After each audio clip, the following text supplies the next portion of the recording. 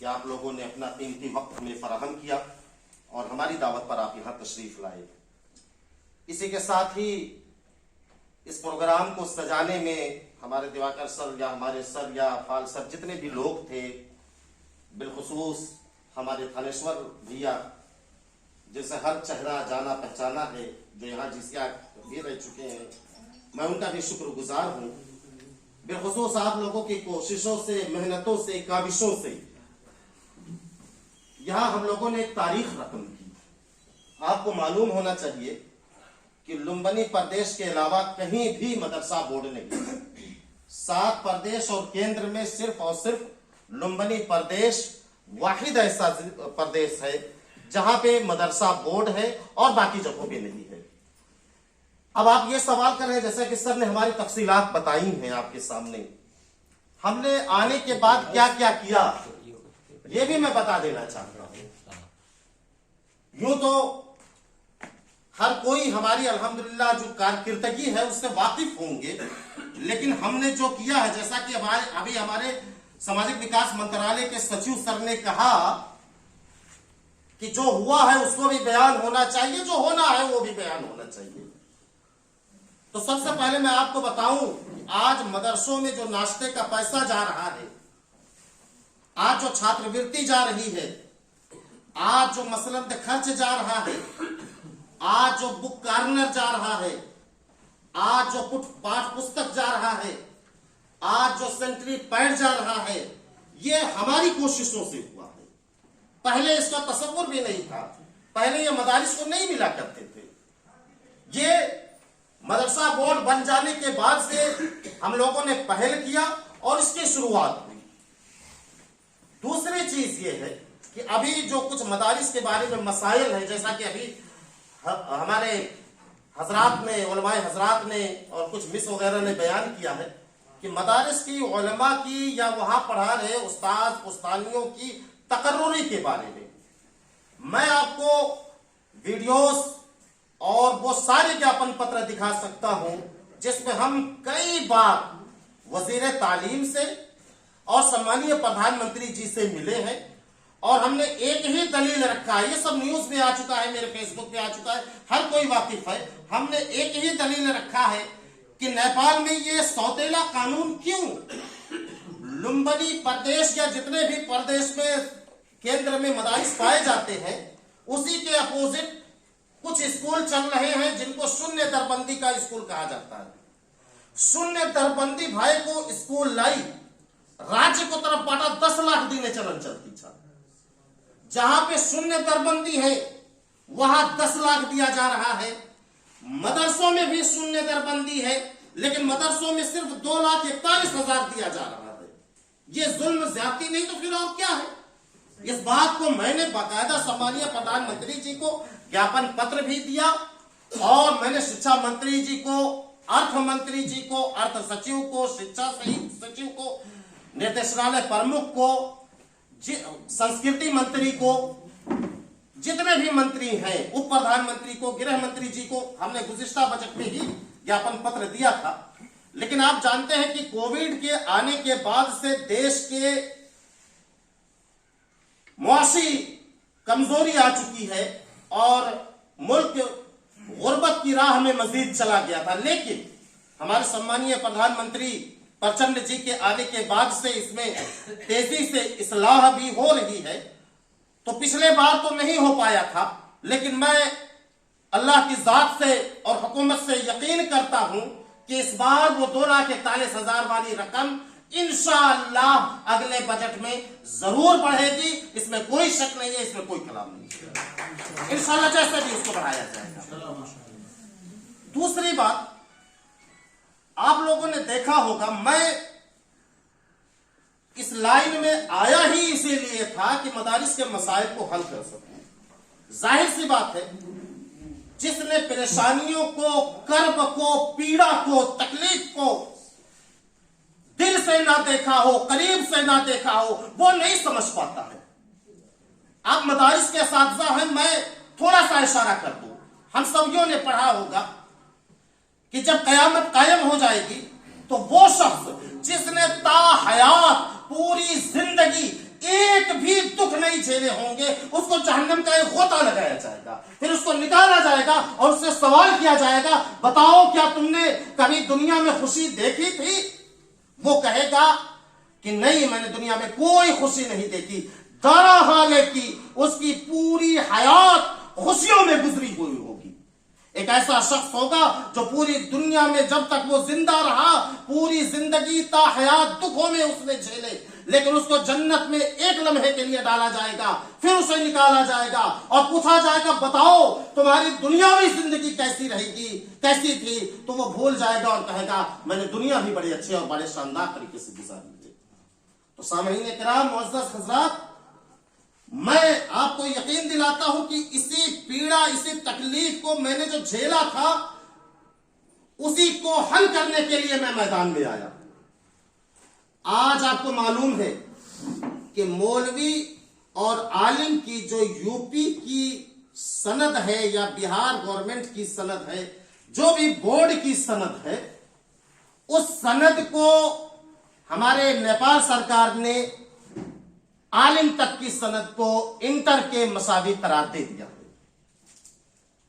اب کوئی بھی ہو جب پڑھاتے ہیں یا تعلیم حاصل کرتے ہیں اور حاصل کرنے کے بعد جب وہ ٹیچنگ کی دنیا میں جاتے ہیں تو انہیں لائسنس کی ضرورت پڑتی ہے۔ ہمارے علماء کرام کے پاس تو لائسنس نہیں ہے۔ میں نے اس کا بھی حال دیا کہ جو مدارس میں استاد یا ہماری ٹیچرز، چاہے وہ لیڈی ہو یا جینٹس ہو، جو بھی پڑھا رہے ہیں، اگر ان کے پاس لائسنس نہیں ہے تو یہ واضح کر دوں کہ شیر بہادر دیوا جی جب سمانیہ پردھان منتری جی کے عہدے پر تھے تو وہ ایک قانون لے کر آئے تھے کہ جو پڑھانے والے ٹیچر ہیں ہم ان کو تھائی کرتے ہیں، ان کو لائسنس اپلبدھ کراتے ہیں، اور پھر ان کی تقرری کر دی گئی تھی۔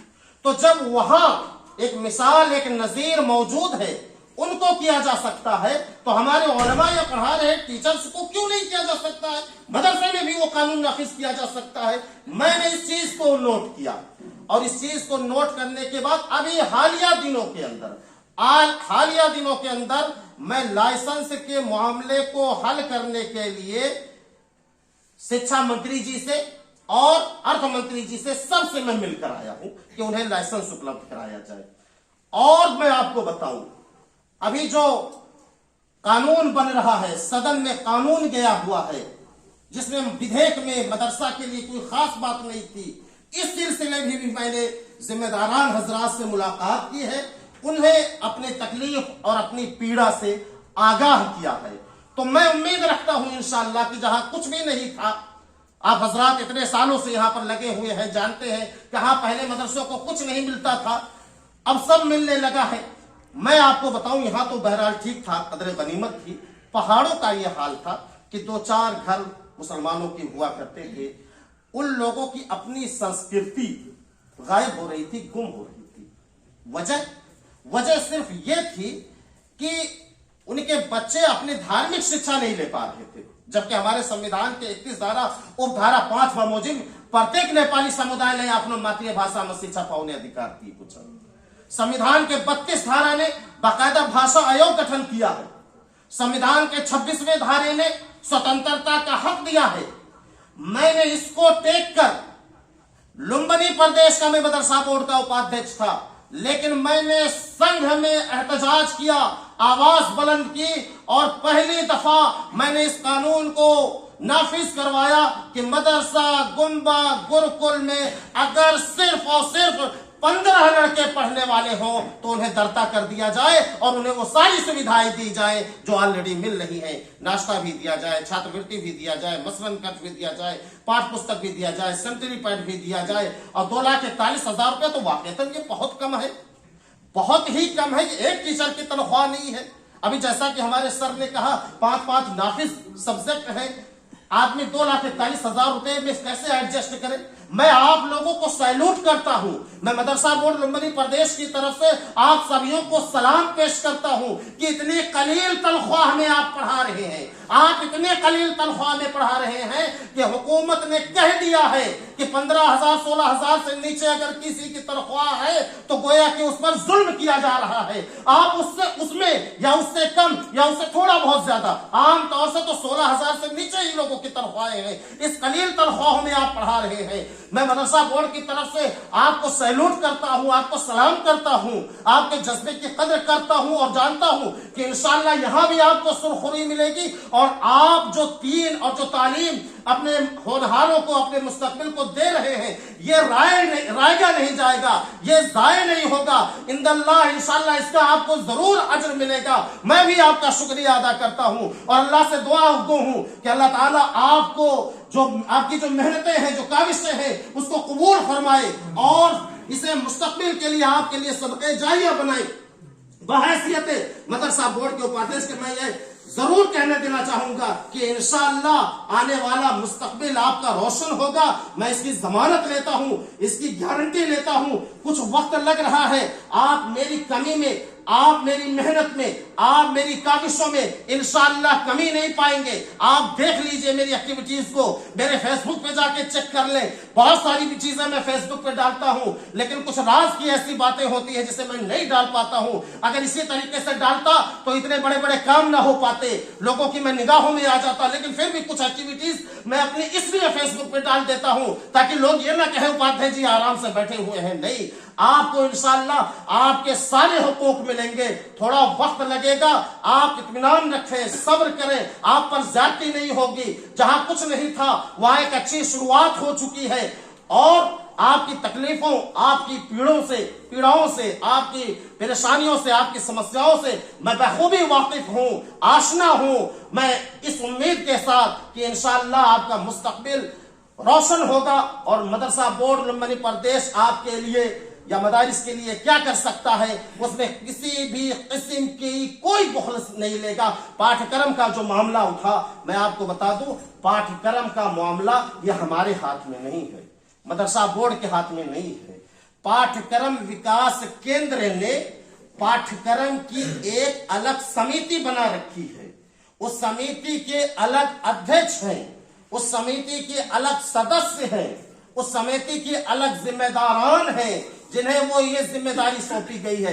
تو یہ میرے ذمہ نہیں ہے، تو میں کسی دوسرے کے ذمہ داری میں ہستاکشیپ بھی نہیں کرنا چاہتا، مداخلت نہیں کرنا چاہتا. یہ میرا سیوا نہیں ہے. لیکن ہمارے حق میں، ہمارے ادھیکار میں جو آ رہا ہے میں اس سے بڑھ کر کروں گا. اور میں نے مدرسہ بورڈ کی طرف سے یہ ذمہ داران کو، پاٹھ کرم وکاس کیندر کو بارہا متعدد مرتبہ یہ گزارش ان سے میں نے کر دی ہے کہ آپ لوگ مدرسے کا نصاب بنائیں، مدرسوں کو سسٹم میں لائیں، اور انشاءاللہ امید ہے کہ دیر سبیر وہ لوگ بھی جاگیں گے. لیکن میں جو تقرری والا معاملہ ہے، میں نے پہلے بھی کہا تھا، میں آج بھی کہہ رہا ہوں، اور اس مضمون سے بھی کہنا چاہوں گا کہ علماء کی تقرری، مدارس میں پڑھا رہے استاد استانیوں کی تقرری، یہ میری پہلی ترجیح میں شامل ہے. انشاءاللہ میں اس سے سمجھوتا نہیں کروں گا. وآخر دعوانا الحمدللہ رب العالمین. السلام علیکم ورحمۃ اللہ.